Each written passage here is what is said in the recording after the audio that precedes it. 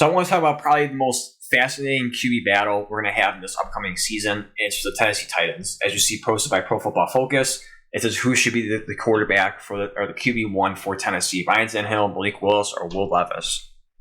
So I'm just going to quickly go through their brief history, depending on who we talk about with the Tennessee Titans. So starting off with, we're going to be talking about Ryan Tannehill. I'm going to go through each one, and then I'll give my opinion at the end who's going to be the starter. So starting off, we have Ryan Tannehill. This is, if he stays with the team this year, this will be his 5th year, but before that, he spent last 4 years with the Titans. His career record is 36-19. Pretty good. Not horrible, but definitely for an average, if you want to say above average at best quarterback, that's pretty good. 36-19. He is 2-2 in the playoffs with them. His 2 wins coming back all the way in 2019 when they had the magical run to the AFC Championship game. The other 2 losses, 2020 when they got knocked out of the wild card by Baltimore, and then 2021 when they were the number 1 seed. And give credit to Tannehill for that because Derrick Henry was out for a good portion of the season, especially the second half of the season. He did come back in the divisional round where he wasn't himself, but no one can blame him. He was just coming off of the injury. He wasn't going to be himself. So it's basically Ryan Tannehill for that game, going to be the main guy, and fell short of that. They sacked Burrow 9 times. Tannehill had multiple turnovers, and they fell just short of beating Cincinnati to go back to the AFC Championship game. And a lot of people criticized Tannehill, no doubt. He didn't play well in that game, and that's where the conversation of potentially starting to replace him started. During for this upcoming season, he'll be age 35. So getting up there in age, I'm not going to rule out that they won't keep him. There has been talks they're trying to move him, especially with the big contract, $36.6 million. Though it's his final year of his deal. We also look at line with the other player on the team on the offense, probably the best player on the team, Derrick Henry. He's also in his final year of his deal. So it looks like there's really going to be kind of heading towards a rebuild, regardless of who I think is going to start. But, I mean, just get off the bat, if Tannehill is going to be staying for the team, or on the team for this upcoming season, he'll be the starter just by the simple fact of the contract, $36.6 million. I really do believe that they're trying to move off of him, though it's going to be tough. For a trade, I don't see a team trying to take him, especially for the money he has left on his deal. He'll most likely be a starter. They're probably going to have to just cut him. I don't see anyone picking him up to be a starter. I think the only team maybe is the Bucs, but they already got Baker Mayfield. So if they do cut him, he'll most likely just be a backup somewhere else. But again, I don't see them moving the $36.6 million. But if he does stay, he'll be the starter just because of the money. So next we have the odd man out of this group, Malik Willis. Polar opposite for money. He's set to make $1.1 million this year. In his very young career with Tennessee, he did go 1-2. I think he came in late in the Bills game, week 2, when they were getting blown out, and he looked awful. His stats for those 3 games, he had a 50% completion percentage, 0 touchdowns, 3 interceptions. At times when I watched him play, it didn't even look like he knew how to play the quarterback position. He looked so lost out there, and just such a raw of a talent at that spot.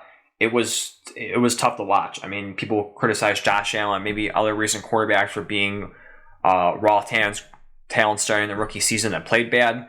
But Malik Willis made those guys look great. I mean, he at times I question if he even, like I said, if he even knew how to play the position, because he just looked such of a raw of a talent.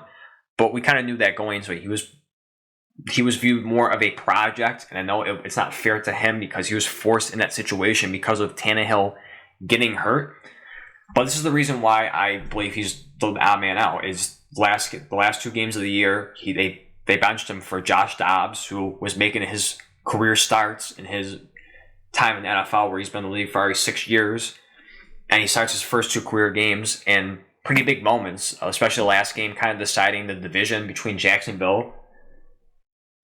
And like I said, it kind of showed you that they didn't have faith in Malik Willis. He played horrible in that small sample size he was given. Again, not fair to him because he was thrusted into that, but played horrible when he did. And the other thing is segueing into Will Levis. They traded up to get Will Levis, and I think it really shows you that they did have lost faith in Malik Willis being their guy. If they, whatever hope they had when they first got him, I think it's all gone, especially for Will Levis. Now, getting to Will Levis, of course, being a rookie, he doesn't have stats in the NFL. So the only thing we're going to look at is college. In his 2023 season, he had a 65.4 completion percentage, 2,406 yards, 19 touchdowns, 10 interceptions. For his standard, especially compared to last year, pretty mediocre. Let's just say that it's pretty mediocre. Didn't live up to last year, where he really took at least the NFL world by storm as a prospect going into 2023. For his record in 2022, he was 7-4, a big step back compared to 2021 when he went 10-3, and then 2020 when he was at Penn State, he went 4-4. So if you look at the 3 years, the total career record 21-11. Not horrible, but not great either, especially coming off of the 2021 season where he went 10-3, where he really got his name out there as a top prospect, or as some people went as far as to say the number 1 overall pick. Of course, it did not happen. Even regardless of the bad season, he was still considered a top prospect in this year's draft. He's a top pick in this draft. Of course, that big Reddit post came out saying all the Panthers told him that he was going to be the first overall pick. The betting odds changed, and he goes from potential top 5 pick to second round pick. Though he was taken pretty high in the second round, it is a major drop off. But for his contract, at least if you were moving forward with him, it's pretty cheap. 4 years, $9.5 million. He did lose a ton of money. I think people speculate that he lost roughly around $20 million, falling from what they projected him to go to the second round.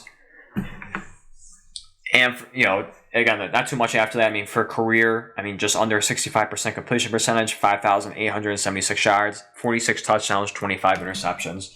The biggest concern, no doubt, is similar to Richardson, but I don't want to go too much into him. More focused on Will Levis.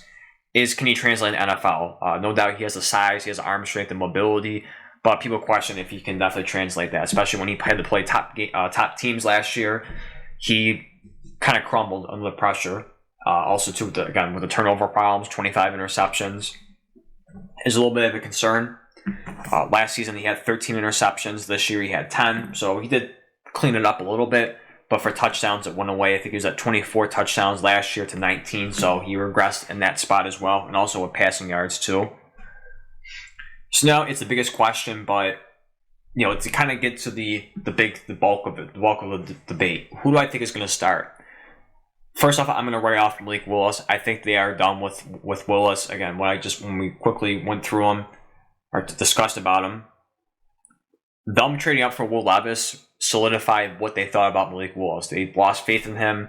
They don't think that he's the franchise guy. And I feel bad for him because he was viewed as a project, and it sucks that he was kind of put in a tough situation. But at the same time, too, it's the NFL. You have to capitalize on your opportunities. It's a business. They can't hold out hope forever. Even though there was reports saying that he made major strides in the offseason, I think that of course, they're the ones that know the most about Malik Willis. They're the ones seeing him constantly out of anybody.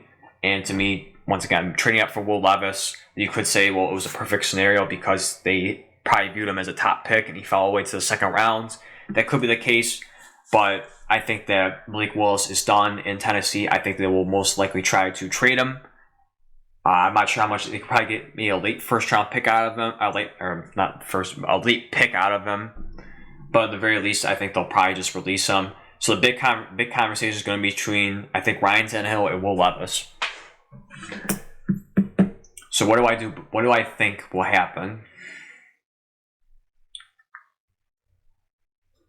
I think for best case scenario for them, if they're smart, I think that Tannehill should start. You should play out the rest of the season, the rest of the contract.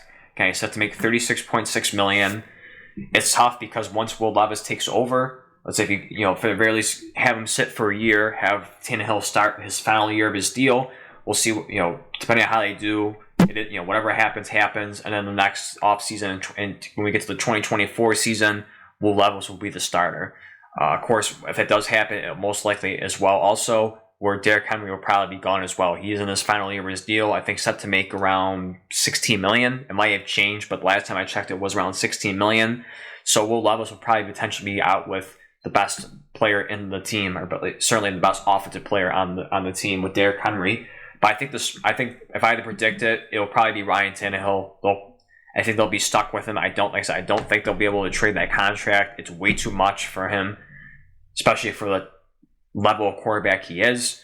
I don't think they'll find any suitors. I mean, there's certainly a possibility where they cut Tannehill and then it's just gonna be a battle between Willis and Levis.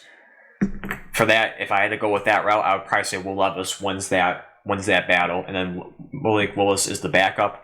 But I think most likely, if I had to predict it, it's going to be between Tannehill and Will Levis, and I think Tannehill will be the starter. Will Levis will sit the bench for 1 year, and Malik Willis will be either traded or cut.